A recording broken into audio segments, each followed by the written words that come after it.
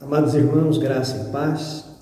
Hoje, domingo 26 de abril, já estamos há 41 dias nessa situação em que nos relacionamos só mesmo pela internet, pelo grupo do WhatsApp.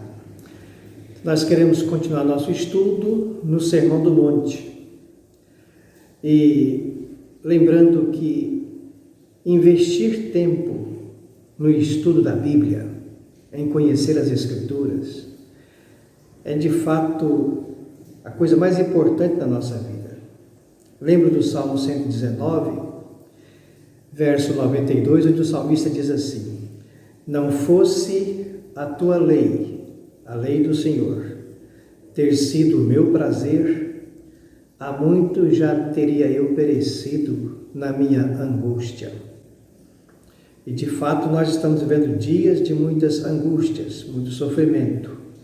Então o que pode nos confortar nessa hora é a palavra de Deus, a Escritura Sagrada. Por isso vale a pena dedicar tempo, investir tempo em examinar a Escritura e procurar guardá-la na nossa mente e no nosso coração. Então hoje, caminhando pelo Sermão do Monte, nós vamos chegar a um texto extremamente apropriado para os nossos dias. Até aqui, nós vimos que o Senhor Jesus, dirigindo as suas palavras a priori para os discípulos, mostrou como eles deveriam ser ali nas bem-aventuranças, depois a influência que eles deveriam exercer na sociedade, como sendo sal da terra e luz do mundo. Depois Jesus também falou acerca da relação dele próprio com a lei, e isso ele fez de modo cabal. Depois fala também da relação do cristão com a lei, que a nossa relação com a lei não deve ser superficial, como era dos escribas e fariseus, que a lei interpretada corretamente pelo Senhor nos mostra que não é só o ato de matar alguém que nos faz quebrar o mandamento, mas o ato de odiar alguém. Então Jesus mostra com mais rigor a interpretação correta da lei. Depois ele trata no capítulo 6 acerca da nossa expressão religiosa, do modo como devemos expressar nossa religiosidade, usando a questão do dar esmola, do jejuar e da oração do cristão. Como devemos orar, como devemos ajudar as pessoas e como devemos jejuar, buscar a Deus de modo discreto, mas de modo agradável e segundo a Bíblia. Depois ele trata agora, nesse último parágrafo do capítulo 6, acerca da ambição do cristão. Vimos que ele tratou acerca de não construirmos um tesouro aqui na terra, mas construir para nós um tesouro no céu, que a nossa visão não deve ser obscurecida pelo materialismo desse mundo agora, que devemos ter uma visão correta de acordo com a palavra de Deus, para ver as coisas como o Senhor deseja que nós possamos vê-las. E agora ele vai falar acerca do andar ansioso. Ele diz: não andeis ansiosos. E esta porção da Escritura é extremamente aplicável para nós hoje. A ideia de não andar ansioso. Será que é possível alguém não ficar ansioso?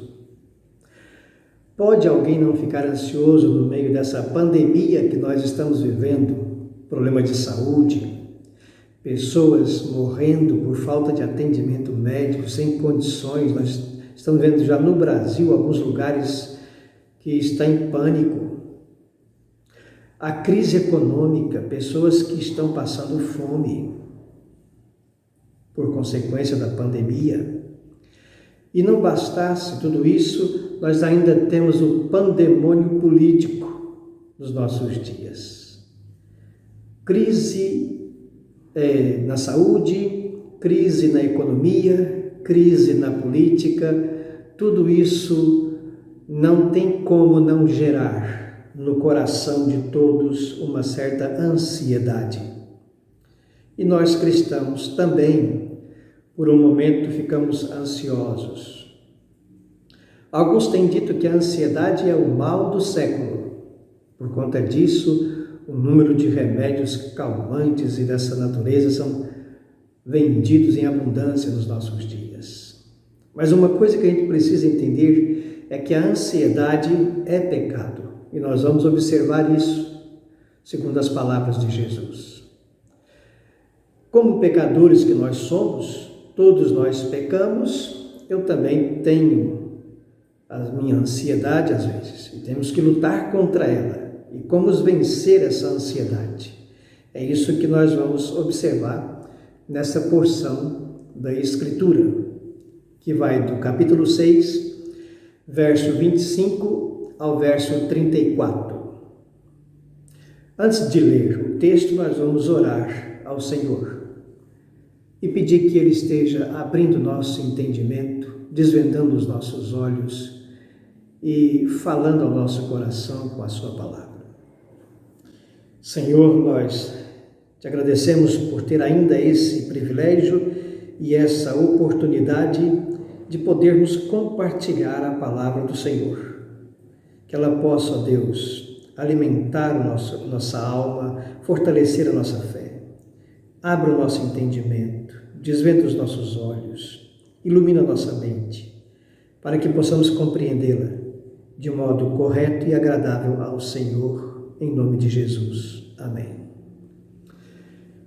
Mateus 6, 25 em diante diz assim: Por isso vos digo, não andeis ansiosos pela vossa vida quanto ao que haveis de comer ou de beber, nem pelo vosso corpo quanto ao que haveis de vestir. Não é a vida mais do que o alimento, e o corpo mais do que as vestes? Observai as aves do céu, não semeiam, não colhem, não ajuntam em celeiros, contudo o vosso Pai Celeste a sustenta. Porventura não valeis vós muito mais do que as aves? Qual de vós, por ansioso que esteja, pode acrescentar um côvado ao curso da sua vida? E por que andais ansiosos quanto ao vestuário? Considerai como crescem os lírios do campo. Eles não trabalham nem fiam. Eu, contudo, vos afirmo que nem Salomão, em toda a sua glória, se vestiu como qualquer deles. Ora, se Deus veste assim a erva do campo, que hoje existe e amanhã é lançada no forno, quanto mais a vós outros, homens de pequena fé. Portanto, não vos inquieteis dizendo: que comeremos, que beberemos, ou com que nos vestiremos? Porque os gentios é que procuram estas coisas. Vosso Pai Celeste sabe que necessitais de todas elas. Buscai, pois, em primeiro lugar o seu reino e a sua justiça, e todas estas coisas vos serão acrescentadas. Portanto, não vos inquieteis com o dia de amanhã, pois o amanhã trará os seus cuidados. Basta o dia o seu próprio mal. Então, este é o texto que nós vamos considerar nesse momento. E é um texto extremamente apropriado para nós. Como nós afirmamos, quem não fica ansioso, né? Especialmente nesses dias em que nós estamos vivendo. Aqui Jesus, dizendo aos discípulos, ele diz: por isso, ou portanto, vos digo. Essa expressão, por isso ou portanto, ela nos remete aos versículos anteriores. Do verso 19 ao verso 24, quando ele fala acerca de construir um tesouro no céu, de termos uma visão correta, olhos bons, uma visão boa, e de não servirmos a dois senhores. Não se pode servir a dois senhores. Ou você agrada um, ou agrada o outro. Não podeis servir a Deus e as riquezas. Quem corre em busca das riquezas, construir um tesouro na terra, com uma visão totalmente materialista, naturalmente não poderá agradar o Senhor. Então Jesus, partindo dessa fala, portanto vos digo, não andeis ansiosos pela vossa vida.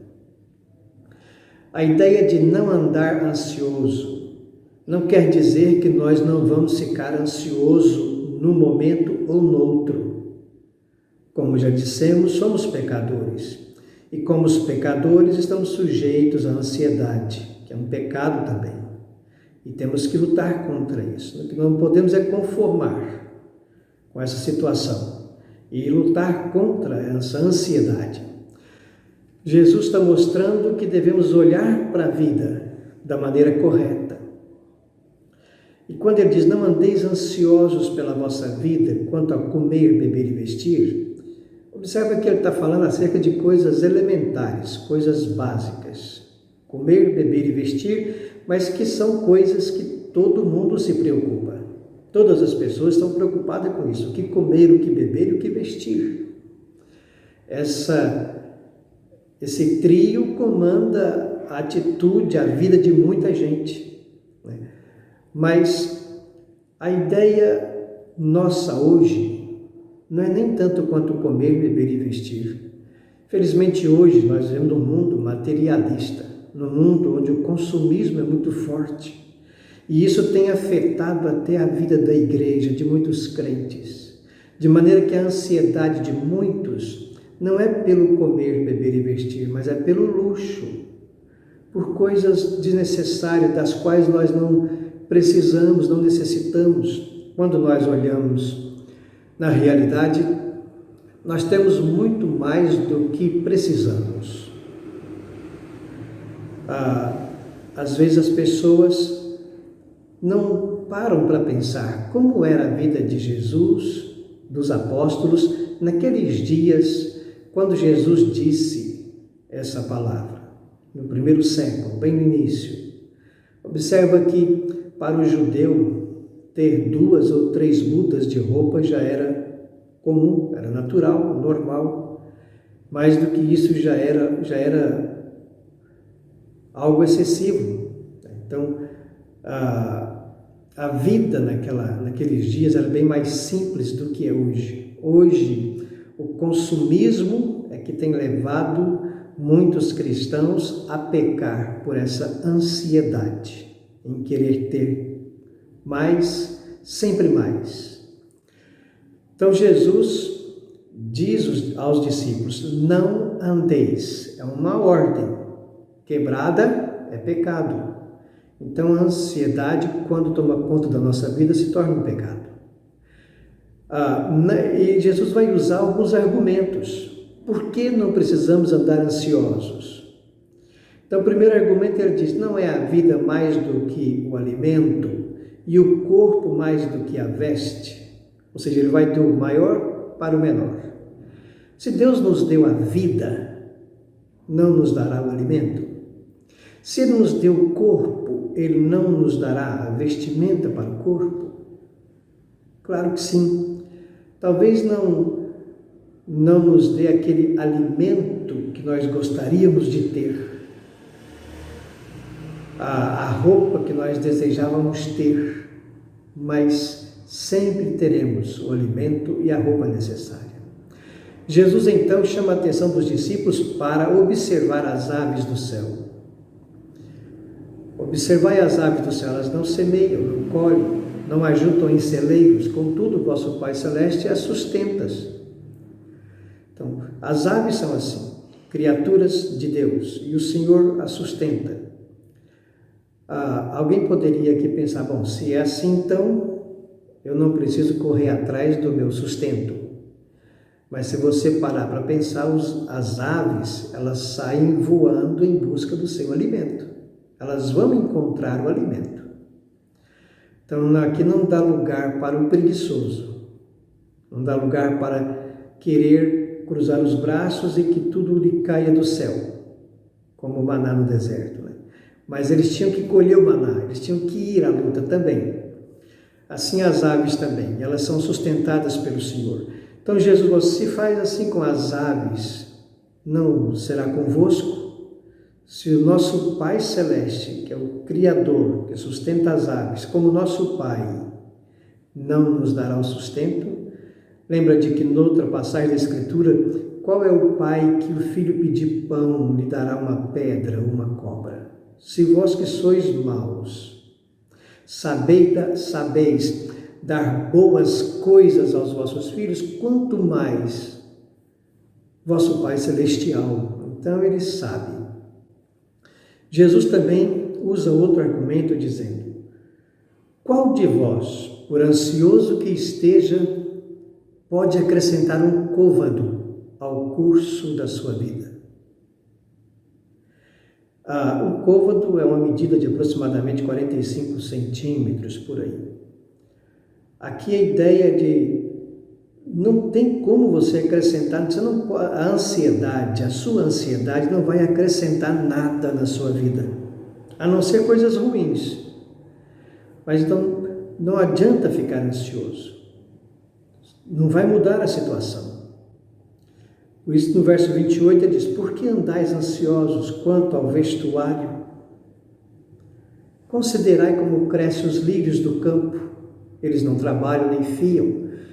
Contudo, nem Salomão em toda a sua glória se vestiu como qualquer deles. Agora, a questão do vestimento, Jesus chama a atenção para os lírios. E ora, se Deus veste assim a erva do campo, que hoje existe, amanhã é lançada no forno, quanto mais a vós outros. Observa o argumento de Jesus. Se ele faz assim com os lírios, quanto mais conosco, com seus filhos. Aí depois ele pergunta: homens de pequena fé. Quanto mais a vós outros, homens de pequena fé. A questão, isso é a falta de fé. A ansiedade é exatamente isso, a falta de confiança em Deus.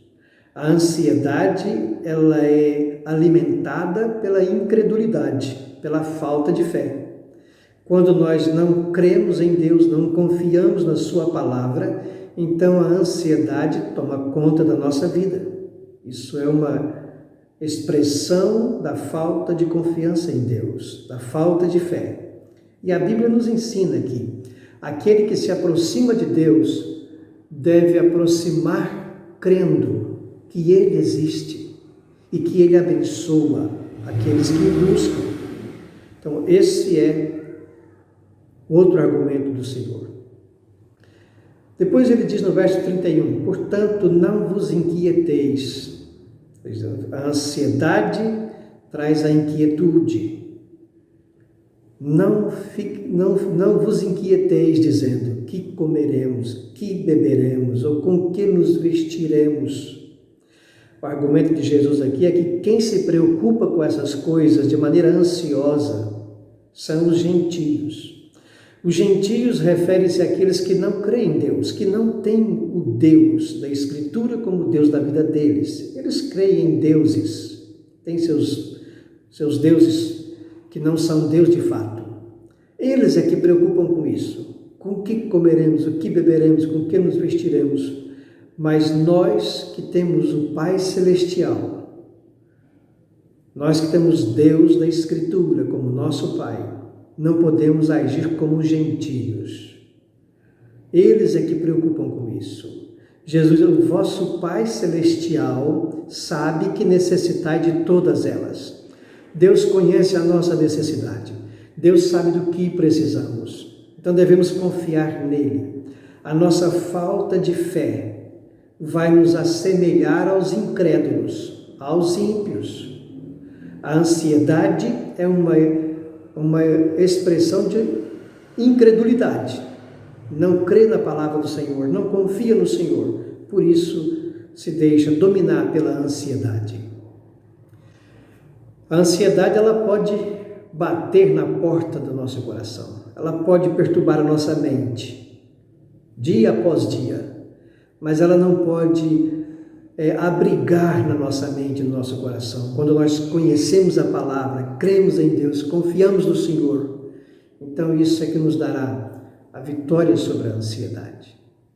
Jesus ainda usa outro argumento, buscai, pois, em primeiro lugar o seu reino e a sua justiça. E todas essas coisas vos serão acrescentadas. Porque a ansiedade, que é resultado da nossa falta de confiança em Deus, ela nos impede de buscar o reino de Deus em primeiro lugar. E muitas vezes os cristãos estão correndo em busca de tudo na vida, tudo que é material. Corre atrás do seu trabalho, corre atrás dos seus estudos, corre atrás do seu lazer. Nada disso está errado. Tem que trabalhar, tem que estudar, tem que ter o seu tempo de recreação. Mas essas coisas não devem ocupar o primeiro lugar na nossa vida. Por isso que Jesus busca primeiro o reino de Deus e a sua justiça. O reino de Deus deve ocupar o primeiro lugar na nossa vida. Antigamente se ouvia um ditado: primeiro a obrigação, depois a devoção. Mas esse ditado é para quem não conhece a Deus, quem não conhece a Escritura. Primeiro o reino de Deus, depois as outras coisas serão acrescentadas. Aí Jesus então conclui dizendo: portanto, não vos inquieteis com o dia de amanhã, pois o amanhã trará os seus cuidados, basta o dia o seu próprio mal. Nos preocuparmos com o amanhã é demais, então basta os cuidados do dia de hoje, sem preocupação com o amanhã. Com isso, a Bíblia não está dizendo que você não deve ter a sua provisão, que você não deva ser cauteloso, cuidadoso com os seus gastos. Você não deve gastar tudo que você ganhou hoje. Você precisa aprender que, assim como as formigas, a Bíblia não é só isso aqui. As formigas nos ensina que no tempo da seca elas trabalham, ajuntam para que na época do inverno elas tenham o que comer. Então nós temos que aprender também com elas. Temos que aprender a ter nossa provisão, a ser cauteloso, cuidadoso.